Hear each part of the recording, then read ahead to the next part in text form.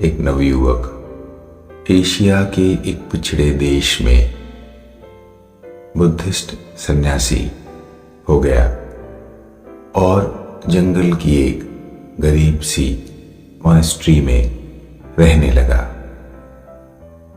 कुछ दिनों की साधना के बाद साथी भिक्षुओं ने उसे बताया कि पहाड़ के ऊपर एक और सन्यासी रहते हैं और वो भी विदेशी हैं, वो भी पश्चिम से आए हैं। तो ये युवा सन्यासी मिलने की उत्सुकता में पहाड़ चढ़कर उस वृद्ध सन्यासी के पास पहुंचा। बहुत सी बातें थी कहने के लिए, बहुत सी परेशानियां थीं सन्यासी जीवन में, और पश्चिम के भोगवादी समाज से, सुविधाजनक समाज से, जंगल में मच्छरों के बीच, असुविधाओं के बीच, न्यूनतम खाना और रात रात भर जागकर ध्यान और साधना करने में कई तरह की दिक्कतें थी, जिसे ये युवा सन्यासी उस वृद्ध सन्यासी के साथ बांटना चाहता था, उसकी सलाहें चाहता था। तो वो उस पहाड़ी पर स्थित छोटी सी दूसरी मॉनेस्ट्री में पहुंचा और उस वृद्ध सन्यासी के साथ बातें शुरू हुई।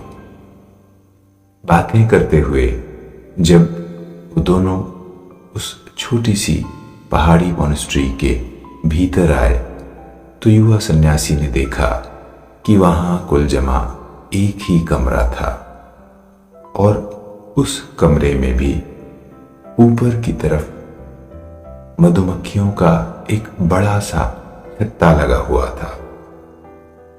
जाहिर है हजारों मधुमक्खियां छत्ते में होंगी तो 2-5 तो नीचे भी मंडराती होंगी, और ये मक्खियां लगातार इन दोनों सन्यासियों के सर पर घूम रही थी जब वो दोनों बातें कर रहे थे। कुछ सेकंड्स ही बीते होंगे, लेकिन युवा सन्यासी से रहा नहीं गया। उसने परेशान होते हुए कहा कि ये मधुमक्खियां हैं और ये हमें काट लेंगी, इनका कुछ निदान करना चाहिए वरना हमें परेशानी होगी। तो वृद्ध सन्यासी ने मुस्कुराकर जवाब दिया कि बरसों पहले जब मैं यहां आया तो ये मॉनेस्ट्री, ये कमरा खाली था और ये मधुमक्खियों का छत्ता यहां पहले से था। मैं भी पहले धुएं के जरिए और अन्य विधियां करके इसे हटाने की कोशिश करने लगा, और तभी अचानक मुझे समझ में आया कि बुद्ध हमें समभाव के साथ, समन्वय के साथ, प्रेम के साथ सभी जीवों के साथ रहने की शिक्षा देते हैं। तो मैंने अपनी स्वार्थ केंद्रित मूर्खता को समझा और तब से ये मधुमक्खियां अपनी जगह पर रहती हैं और मैं अपनी जगह पर, और बरसों से हम सब मिलजुल कर यहाँ अपना अपना काम करते हैं, अपना अपना जीवन शांति और सुख के साथ बिताते हैं।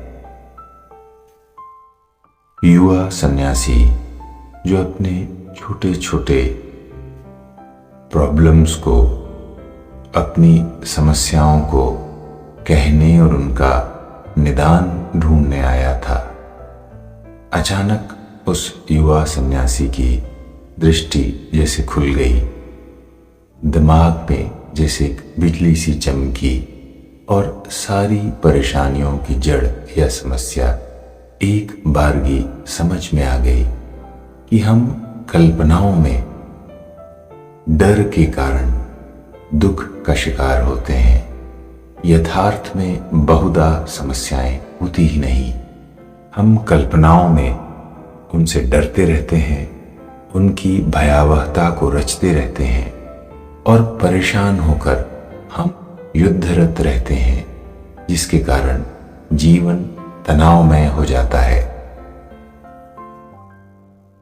तो अपने जीवन में देखिए, कारण तो हो सकते हैं, लेकिन उन कारणों को निदान की तरफ ले जाने के बजाय तनाव की तरफ आप लेकर जाते हैं और फिर अपने ही आसपास के सफल या सार्थक लोगों की जिंदगी पर नजर डालिए। ये वो लोग हैं जिन्होंने अपनी जिंदगी में जो असुविधा के कष्टों के कारण थे, उनको सुलझाव की दिशा दी और तनाव से बचते रहे।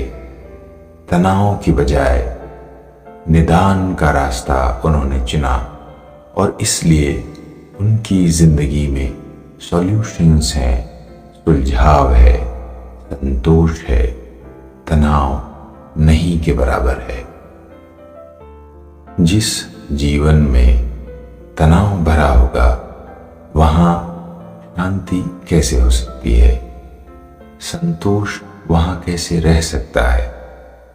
जहां तनाव के अतिरिक्त जगह ही न हो दिमाग में, वहां सफलता, सार्थकता और रचनात्मकता को स्थान कैसे मिल सकता है?